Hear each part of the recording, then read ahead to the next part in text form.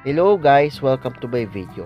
Nitong Semana Santa, ako ay pumunta sa Cavite City upang mamasyal sa Unlad Pier na matatagpuan sa likod ng City Hall upang makita ang iconic sunset at makapamasyal na rin. So bago yan ay tumungo tayo sa PITX Terminal at sumakay sa bus sa Ulog Transit na may numerong 717-245 na Zongtong Fashion na may rutang PITX patungong Cavite City via Noveleta, Kawit. Ito ay 2x3 seating configuration with standing passengers. So sumakay tayo sa window seat habang hindi pa puno ang mga pasahero. Habang tumatagal ay dumarami na rin yung mga Caviteñong pumupunta sa mga bayan sa Kawit, Noveleta, Rosario at Cavite City. So pamasahe mula PITX patungong Cavite City ay nagkakalaga ng 63 pesos para sa regular passengers, habang 50 pesos naman para sa mga senior citizen, PWD at estudyante na may valid ID.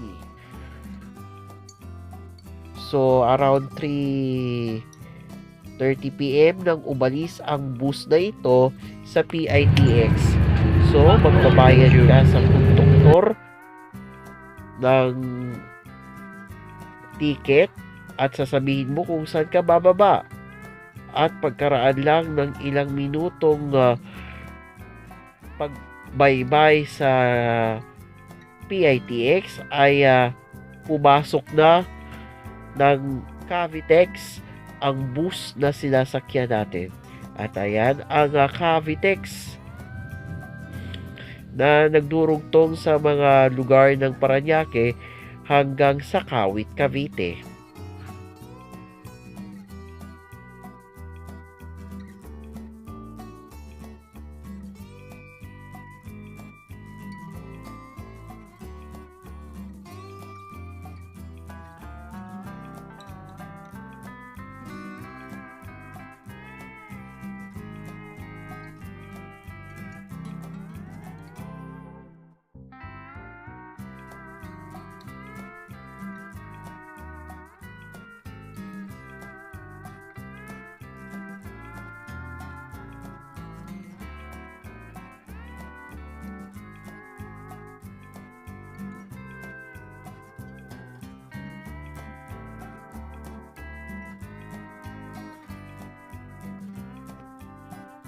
So ito ang Las Piñas Toll Plaza. Ito ang entry point bago tumungo sa bayan ng Bacoor at Kawit. Diretso ang bus na ito hanggang sa makarating sa Kawit exit ng Cavitex.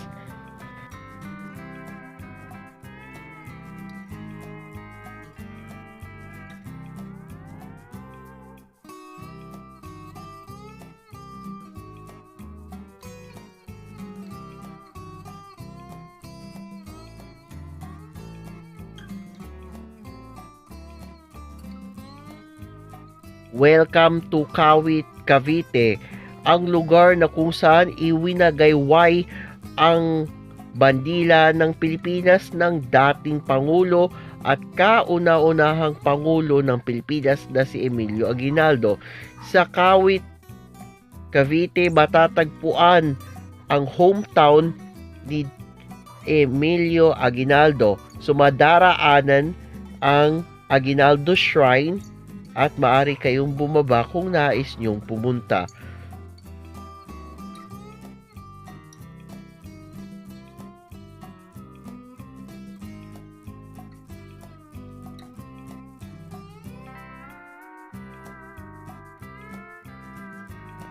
Welcome to Noveleta, Cavite.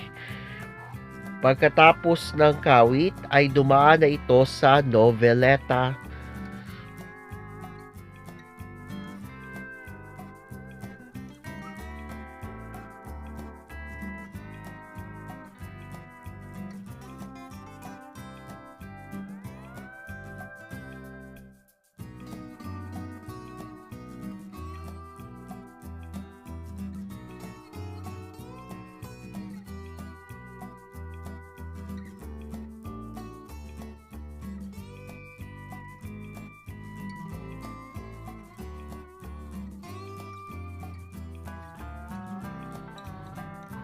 Ayan, so nakapasok na ang bus na ito sa home of Regada Festival, ang Cavite City.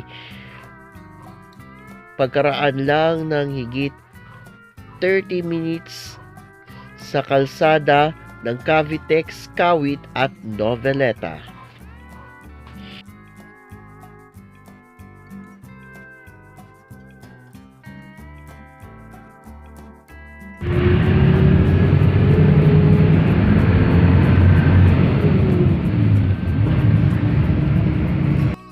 So ayan, bumaba na ako sa bus after minutes of travel. Thank you for watching.